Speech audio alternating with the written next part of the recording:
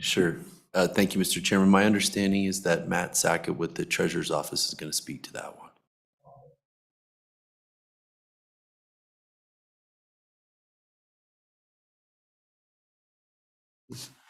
Not very good this year. And so I was hoping somebody would be able to explain what it was all about. I have a sense of it, but I'm just trying to work it back out. I remember I thought it was just a cash flow issue. it's totally cash flow. Yeah, Yeah. it's just a timing issue. I thought we heard something about this as well on appropriations when we were considering, because there's a backstop from LSRA to some of this as well. I think we pour over before we spend, and that's what causes the cash flow problem. So pour over is based on the account balance on June 30th. And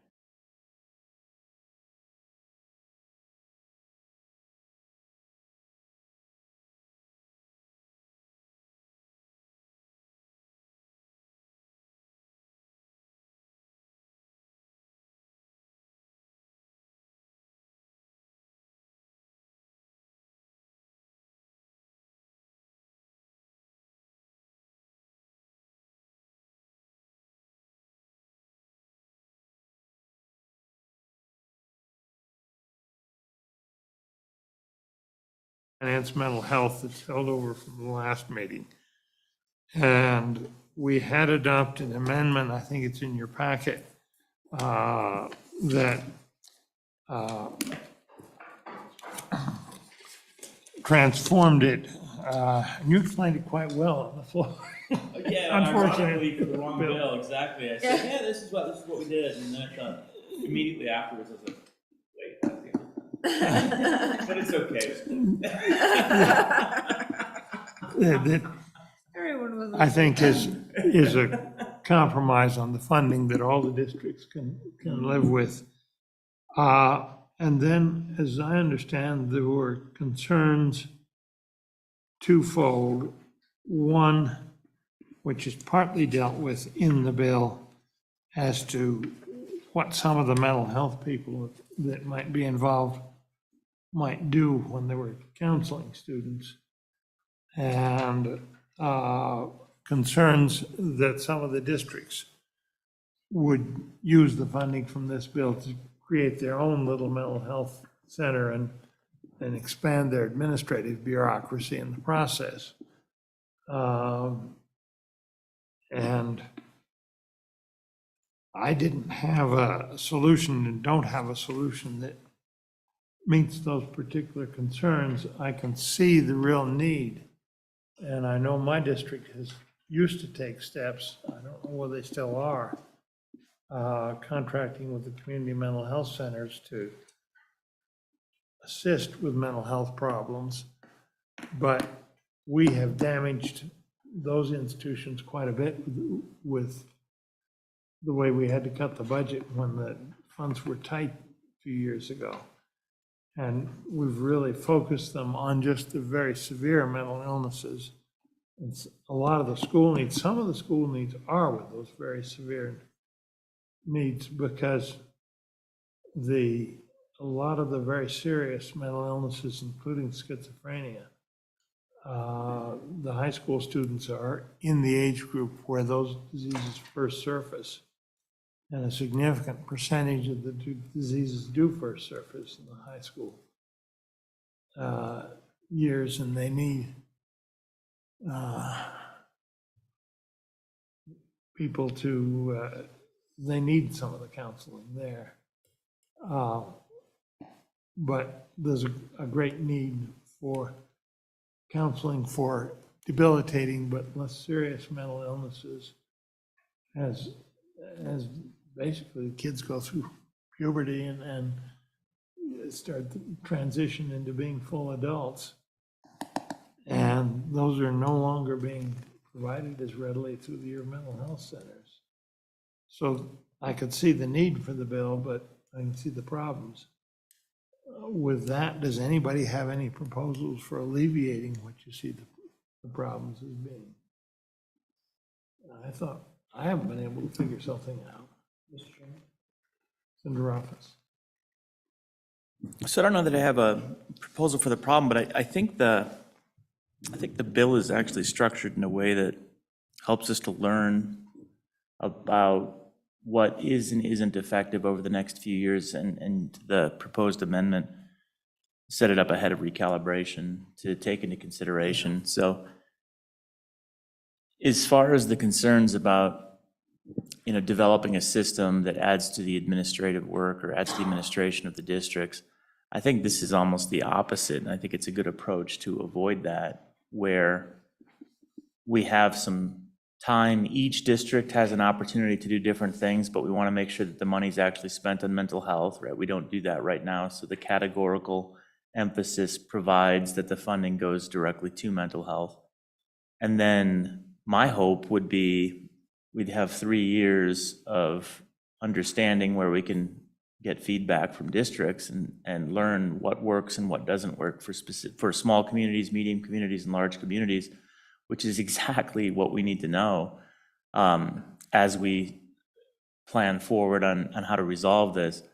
I'd note, and I guess not everyone was a participant in the conversation when we had the report from the RIDE working group, which went around on behalf of the governor's office and asked what are the priorities, what do we need to fix in education, and one of their biggest, if not their top priority, was addressing mental health needs. So this is consistent with what we've heard from all of our districts as something we need to address.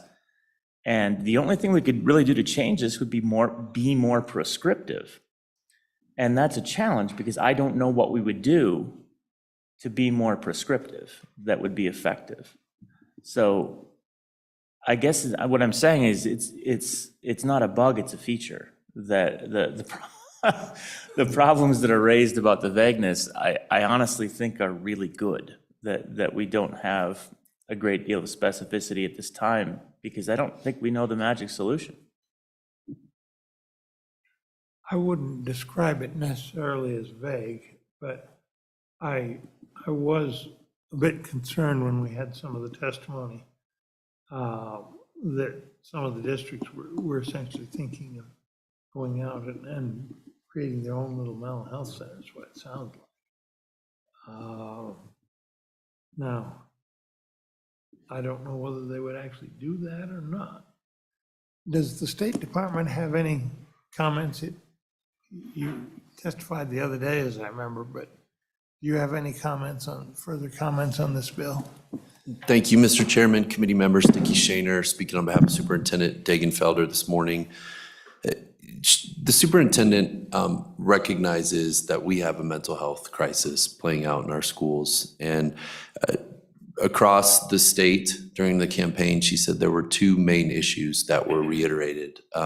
Those were teacher shortage and then mental health and behavioral issues with students. And so she recognizes how critical this issue is. Of course, Wyoming is unfortunately known as having the highest suicide rate in the country.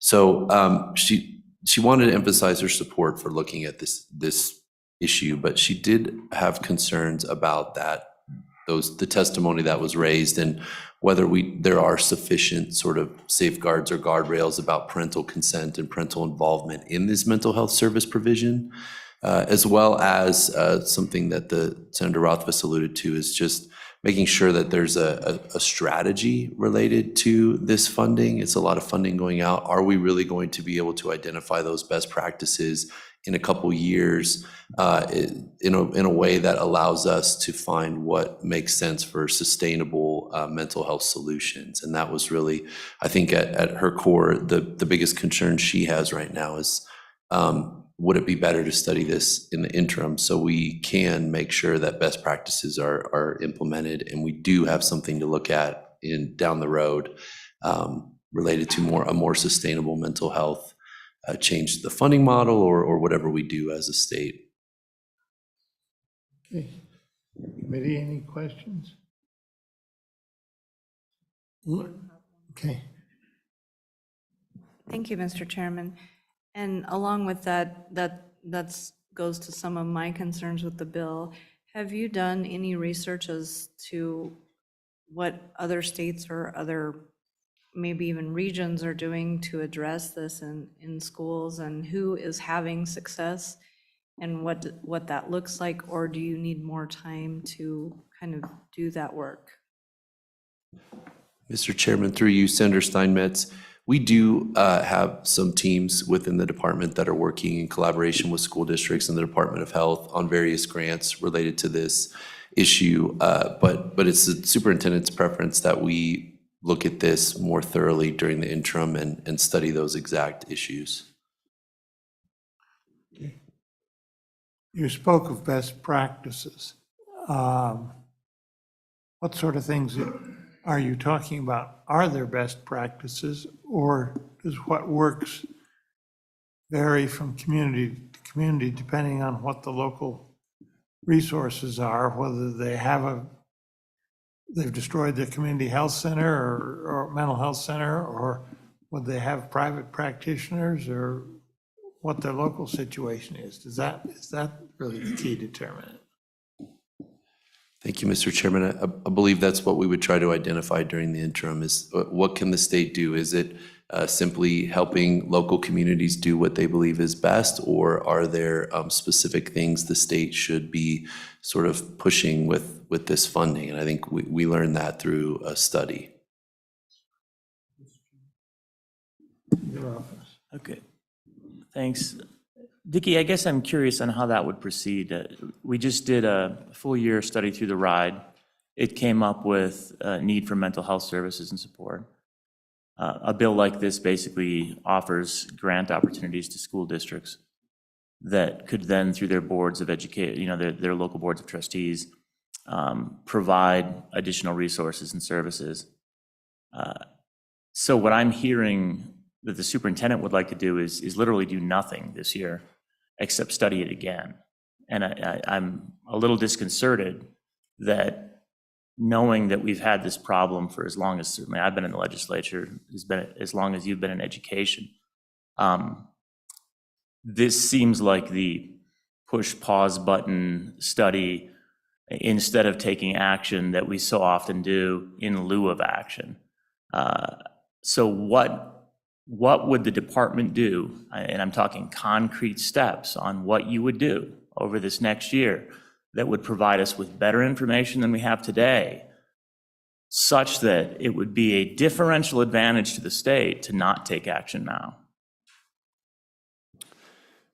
Mr. Chairman, through you, Senator Rothfuss, good question. And, I think what would be done over the interim is what we do is we take a landscape survey of what's being done nationally and what's being done in the state, and look at whatever data is available on the efficacy of those various programs, and look at how perhaps this 11 million could be targeted in a more strategic fashion, because the risk of just a fully discretionary grant program is that the money's gone in 2 or 3 years and we don't have the data and the information we need to really put in a sustainable solution to mental health integrated systemically into our K-12 funding model or our K-12 educational program, which is the superintendent's goal with this is to do better with mental health in our schools. And we may miss that opportunity if we aren't perhaps more strategic about how we do this. Mr. Chairman, follow-up. What would prevent the superintendent from doing that concurrently, doing the study and basically having adaptive guidance? This would potentially be a 3-year program. What would preclude us from starting now and then seeing what districts are looking to, evaluating efficacy within the state, outside of the state, preparing that report, and then doing a course adjustment a year from now instead of just fully pushing pause? Why wouldn't that be preferable? Mr. Chairman, through you, Senator Rothfuss, that's certainly an option. That I would pose that the only risk to that is there would not be funding. There wouldn't be the certainty of this 11.5 perhaps down the road to utilize for those strategic purposes that we discover through that study. But there's certainly nothing preventing us from, doing that analysis and asking for additional funding if necessary. Following up on that, does the State Department, do the people who work for the State Department never get out and talk to the school districts and know what's going on out there? Because this would give you quite a bit of information on what was actually working. And you probably got, with the standard budget language in the amendment, if that's adopted, you probably got 3 years of funding before we get to, well, at least 2 years before we get to the recalibration. And it seemed to me we'd learned quite a bit in the process. But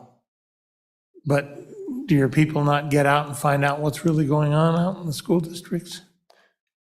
Mr. Chairman, certainly they're out in the school districts every day through the various programs. So we would do our best to make an informed analysis of how we can best support districts related to mental health services and any funding that's available from the state going forward. I think the superintendent's point is just we need to maximize the strategy and the ultimate outcome of this grant program is really her overarching point. Okay. Anything else from the State Department? Seeing that, School Boards Association, you talked the other day, do you want to comment anything further?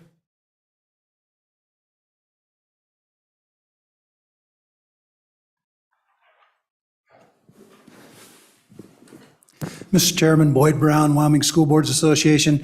I think I may have been misunderstood a little bit about developing a clinic.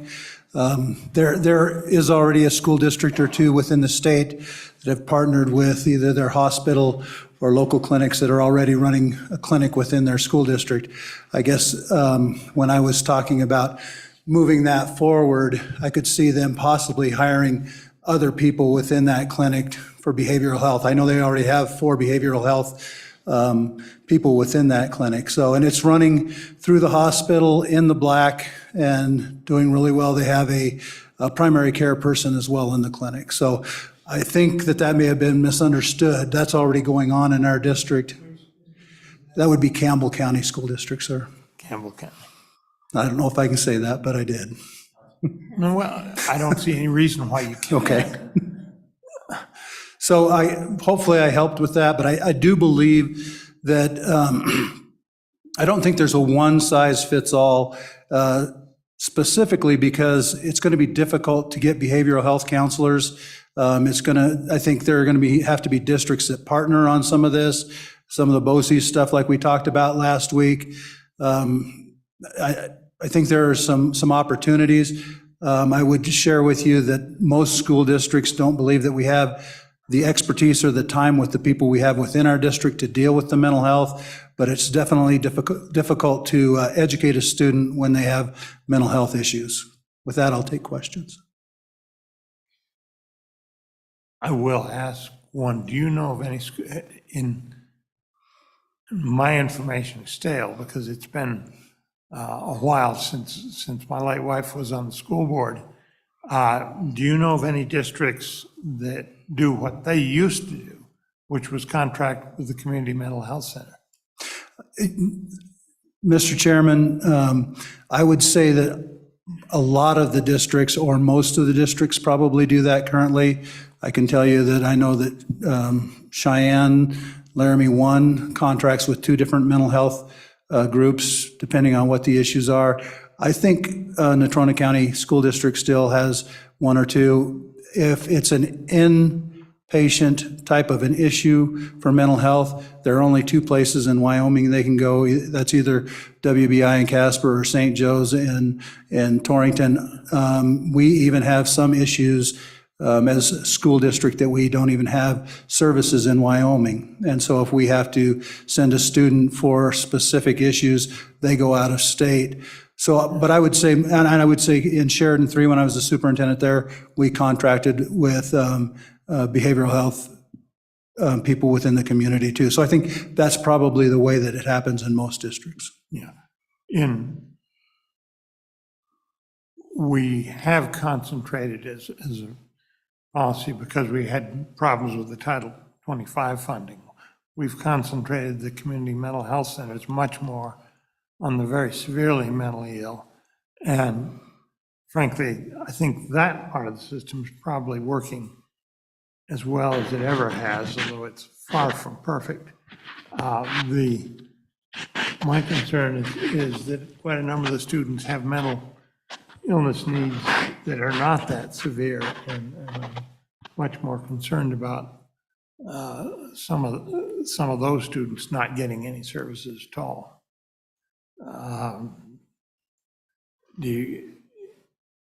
And some of your comments on reflect our difficulties in the very severely mentally ill, where we've lost a number of the institutions we used to have that took care of those people because we were too cheap on and didn't fund them. That's an issue that's separate from this. Do you have anything more to add on relating to this stuff? No, I just think that trying to get the number of behavioral health counselors that we need to take care of our students and our adults is going to be difficult in Wyoming. In Rufus? Thanks. Boyd, I guess a couple of questions. The first is, would this bill be helpful? Definitely. And again, I think to a couple points that you made, that we get the opportunity for 3 years to go out there and see what works. I think that, reporting back how things are going and what's going to happen is always good. Again, I think giving the 3 years also allows people a little time to try to stand things up and find people. So yes, it will help. Mr. Chairman, would the districts, would the school boards be amenable to making this a collaborative process where effectively we tried to stand something up now, but then worked on data reporting and then trying to continue through a statewide study to better understand what resources are effective, what resources are available, what resources could be needed, and then maybe what isn't effective? Would that be an appropriate approach from the viewpoint of the districts?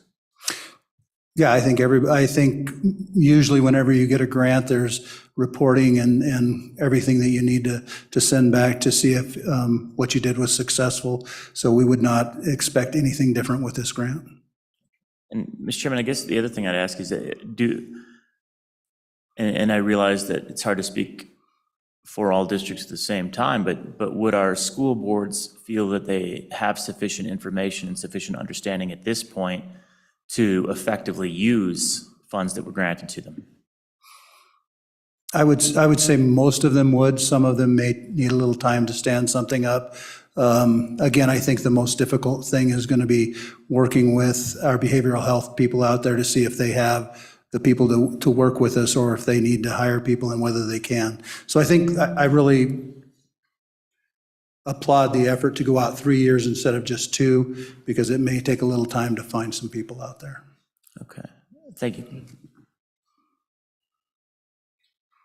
Understand. Thank you, Mr. Chairman. I just have one question, and that is with regard to the block grant. So if a school district right now thinks this is a priority, is there anything prohibiting them within their block grant from expending funds on this already as of right now?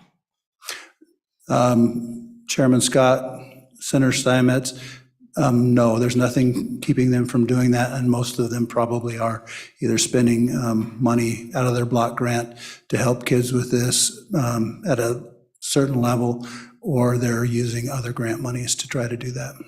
All right, thank you. Okay, thank you very much.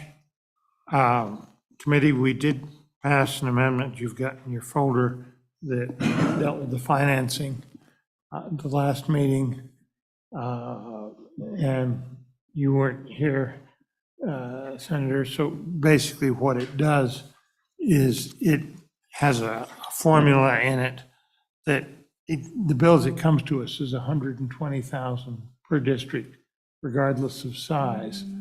And I felt that was a non-starter, so developed a funding formula of $30,000 per district plus $4,250 per ADM.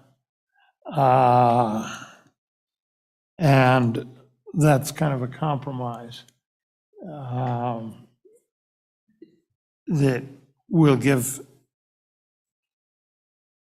some weight to each of the, you got to have a basic, enough for a basic program, and it's a per student kind of expense.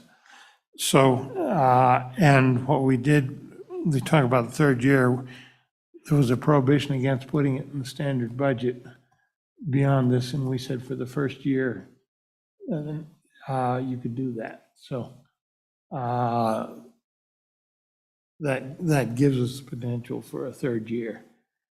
So that's the amendment that got adopted the other day.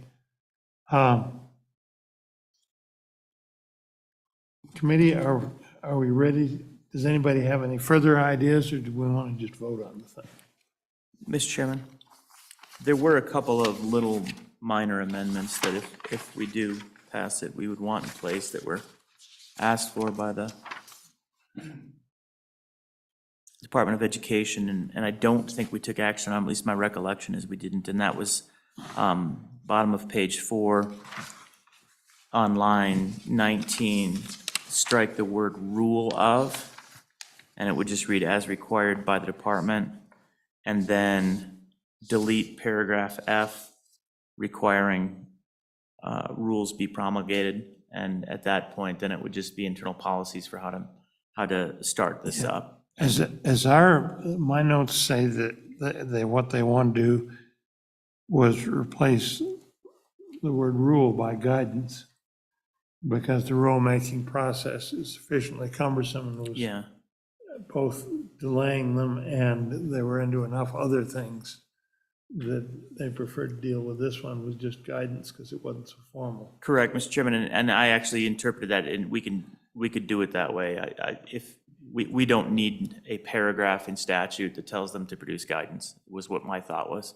So I figured just deleting it was easier than. Okay, well, make a motion then. Okay, so move to, on line 19, delete rule of, and delete paragraph F, lines 21 and 22 completely. So 18, 19, read applicants should provide other information as required by the department. And then we just delete, Yep. okay? Any further discussion? Mr. Chairman, I have a little bit of trouble cutting the public input out of this bill. This is a pretty hot topic, statewide, mental health in schools, and I think it sends the wrong message to the parents and the stakeholders out there that their voice doesn't matter, and we're just gonna, Okay, and the rulemaking process. Yeah. does involve- yeah. So I'll be a no on this amendment just for that reason, sir. Okay.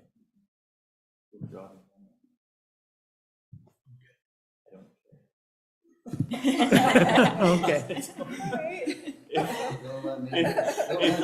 No, if you do care, then you're ahead of me on it. I'm happy to leave in the rules and regulations. Okay. Chris is on Friday already. Yeah. Well, maybe we should withdraw the motion because I do Do you have care. the same? Yeah. I withdraw the motion. That's fine. Okay, Yeah. that motion met opposition and didn't go anywhere at the Yeah, department. that's just fine. So, okay. I think we had a motion on the bill the other day, but just Yeah. for form, can somebody, I'll move the bill. motion is due, pass as amended. Any further discussion? Mr. Chairman? I think it's important to get started. We have children in schools now that actually need services, and I think we can do a lot to assuage the concerns now, in particular with rules. But also doing course correction on the way. The concern I have, and it's a concern I guess I've had the whole time I've been in the legislature, is we study the heck out of things, but a lot of times we study because we want to get everything perfect, and sometimes better is the enemy of good. Sometimes you just need to actually provide services and help people. We can do that now. We can actually start this. It won't be perfect. When have we actually done a perfect program? I don't remember one. mean, maybe a few of the blockchain programs, but. You would have to. But, you know, that was for Bo. I was just looking at his face.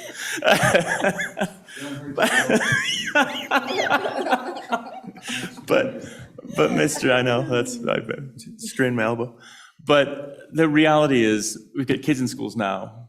We've got seniors that if we just study this, they couldn't possibly benefit from a program that we put into place a year from now.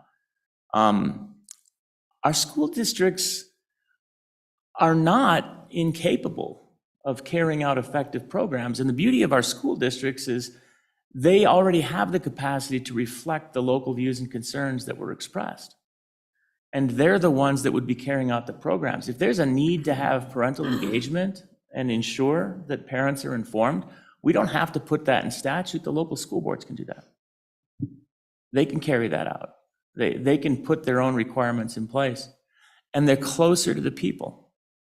So the idea that we have to get this perfect and be prescriptive and put on all the sideboards and make all the requirements on behalf of all of the people of the state of Wyoming is that one-size-fits-all solution that we hate it when the feds tell us to do it that way, but we seem to love it when we do it.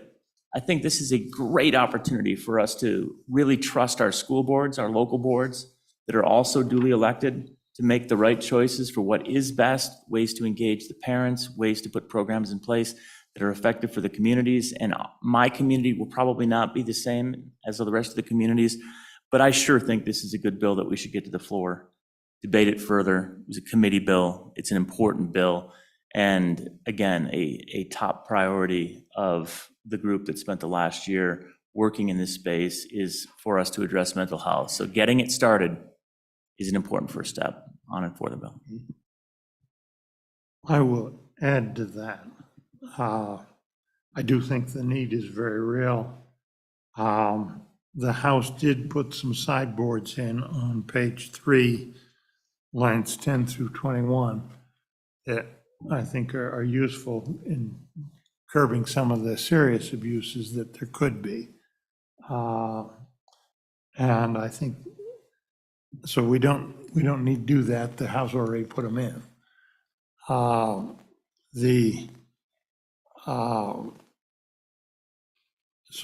think that's helpful. And the fact that this is a 3-year grant program would get it well established. If we just did this through a recalibration,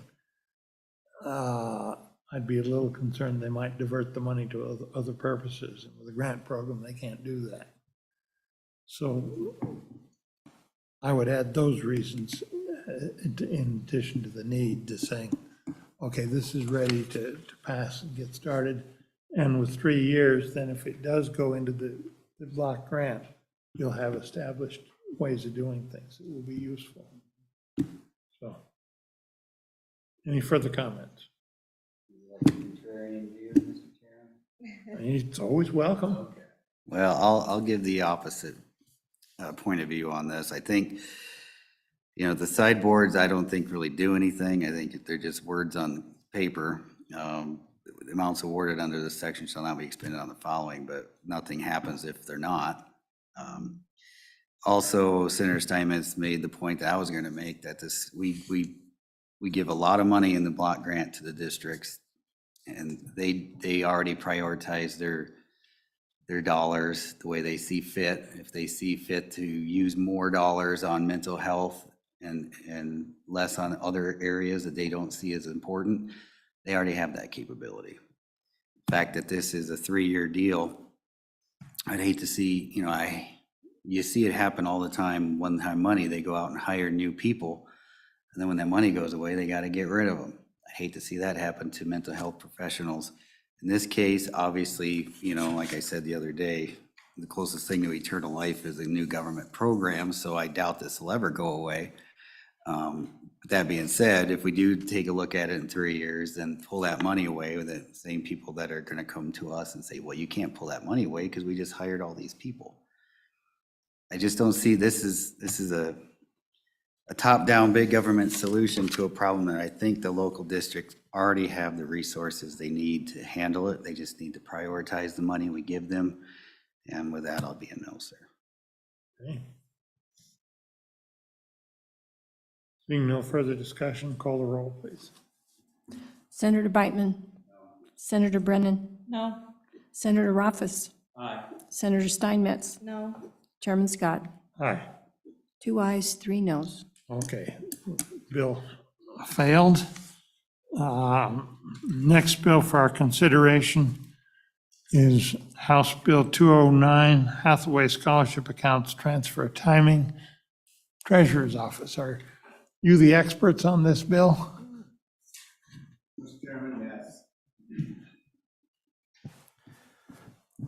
Chairman Scott, members of the committee, Matt Sack with the State Treasurer's Office. House Bill 209, Hathaway Scholarship Account Transfer Timing is a simple bill. What it does is delay the transfer from the Hathaway expenditure account to the Hathaway reserve account from the end of the fiscal year, June 30th, until October 15th. What that does is really just simplify the process for our accounting team. Right now, we transfer it June 30th, so we take it from our left pocket, put it in our right pocket, put it in the reserve account, and then in a month, we have to move it back to the expenditure account, so back to our left pocket, so that we can make payments to the colleges for their first round of Hathaway payments for that school year, which I think is September 15th. So this literally just delays that timing a little bit, so we don't have to shift it to the reserve and back to the expenditure account to make those payments. I could walk you through the bill real quick if you would like. It's extremely simple. On page 2 at the bottom, it just says for calendar year 23 and each calendar year thereafter until all unexpended and unencumbered monies within the expenditure account on October 15th shall be deposited in by the state treasurer to the Hathaway Student Scholarship Reserve account on October 15th. So. Thanks. Mr. Sackett, I thought this also affected tips and the way the tip timeline was. Is that not the case? Where you have a pour over if we do a transfer on June 30th, gets into the reserve account. If there's excess, it pours over at that point, and then we would be trying to take it back. And so we basically have a partially funded reserve as a result of the tip timeline. Is that accurate, or is that not how it plays out? Mr. Chairman, Senator Rothfuss, good question. So this does not affect the tip except for the fact that the money would not be in the reserve for a tip, so it would fundamentally delay that tip for about a year. For a year, it would leave a little more in the expenditure account for a period of time, but then that would begin tipping the next year. So that money would stay in the reserve a little longer. And then the next year, that excess would then tip. So, because we would still then transfer to the reserve. Mr. Chairman, following up on that. But my understanding, so if the reserve is full, we'll say it's completely full. When I bring revenue in, I put it into the expenditure account. I fill up the expenditure account. Then on June 30th, I put my excess from the expenditure account into the reserve account. That should tip at the same moment, correct? If it's an overflow, it pours off. And it pours back. And then into the corpus, is that right? Yeah, pours into the corpus. And then in September, I have to withdraw from the reserve account back to the expenditure account to make the full expenditure payment. So we never leave the reserve full, is how I understand it.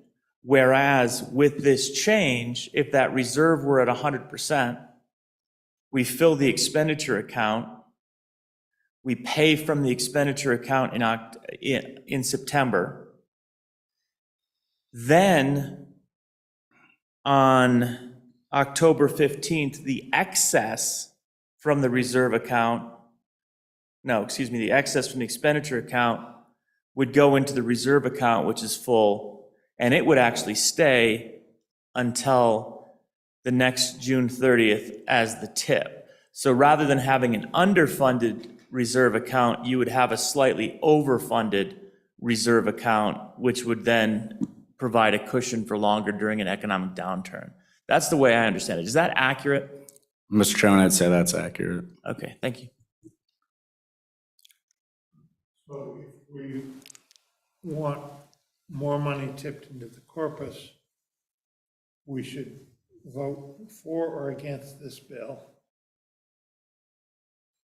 So it has to do with whether the reserve ratio, and honestly, we should have almost tweaked it so that the excess just pours over at the moment of filling the reserve account, which is very doable.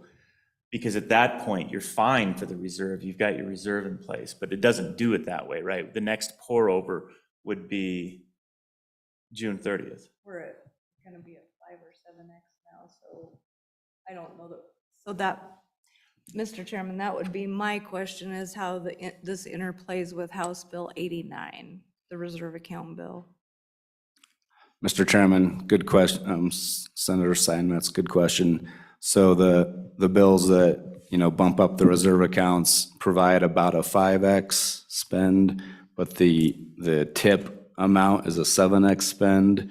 So leaving a little extra in would just help build us towards that 7X.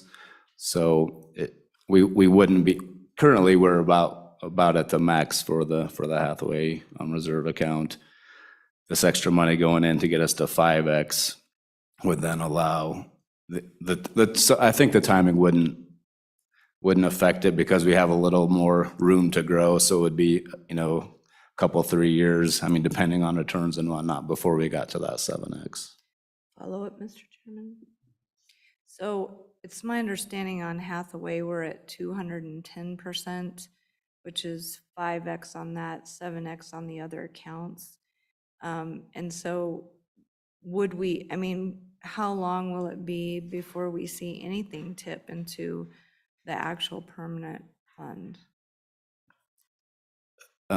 Good question. The Hathaway is a bit unique because it does not have an actual spending policy similar that, the Common School, Permanent Mineral Trust, et cetera, have spending policies. The actual spending policy on Hathaway is the scholarships that are paid. So there's not an actual kind of set policy. So the 5 to 7 times, the appropriation is for 5 times. The number within the tip, which is 210 or 45% or whatever that is the 7 times estimate based upon historical payments for Hathaway scholarship.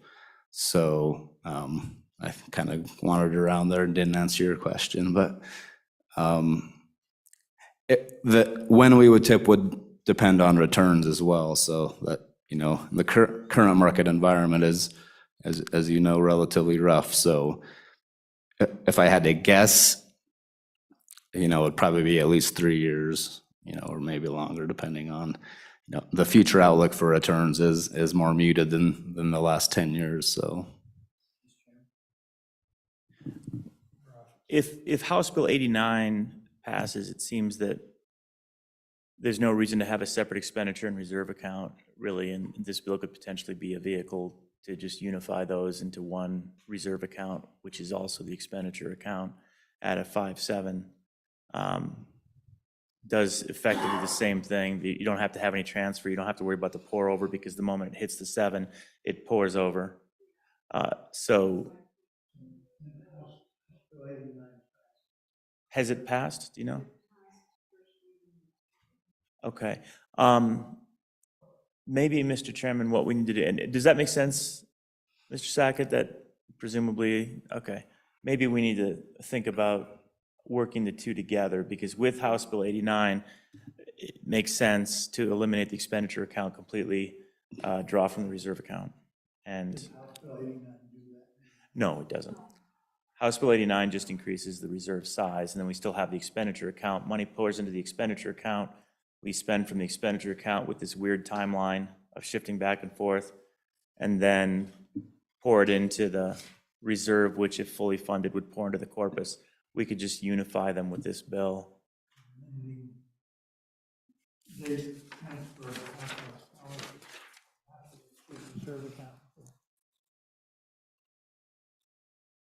Mr. Chairman, that was my question as well, but those were both CAPFIN bills, but I just wondered if we had contemplated that interplay, if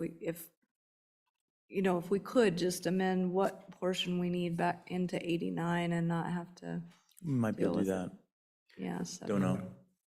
Mr. Chairman, members of the committee, if you might recall, last year, there was a bill that was proposed to do exactly that, to change the timing and combine the accounts, put it all into an expenditure account and remove the reserve account, basically for the purpose you guys have been discussing.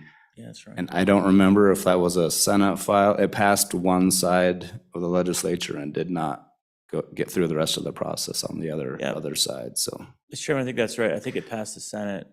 I think it died in the House. I don't know why. It is a better way. So this is simpler, but I wonder if 89 would. We'll have to take a look. What harm do we do if we simply lay this hearing?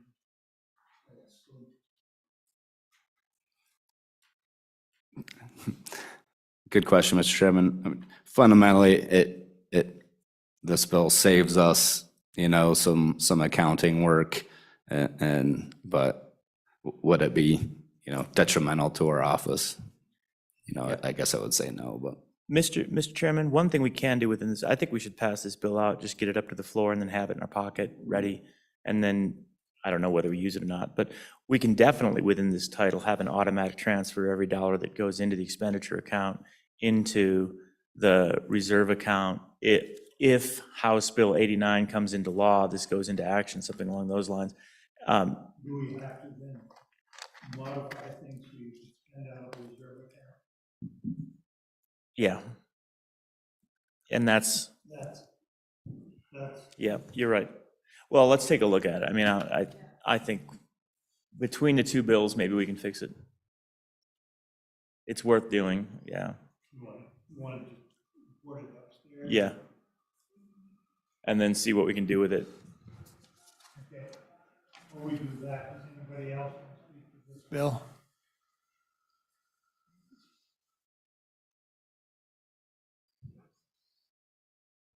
Okay, so the idea is to put it out and see if we can get an amendment prepared.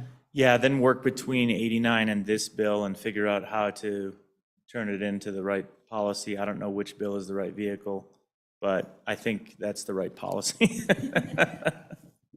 Okay, I'm perfectly willing to do that. Yeah, Mr. Chairman, that's what I would suggest, and we can visit with our appropriations and chairman of CAPFIN and see how they'd like to proceed. Yeah. Okay, I didn't see any more public testimony unless they were hiding behind the post. Somebody is, but I don't know who it is. Somebody. Okay.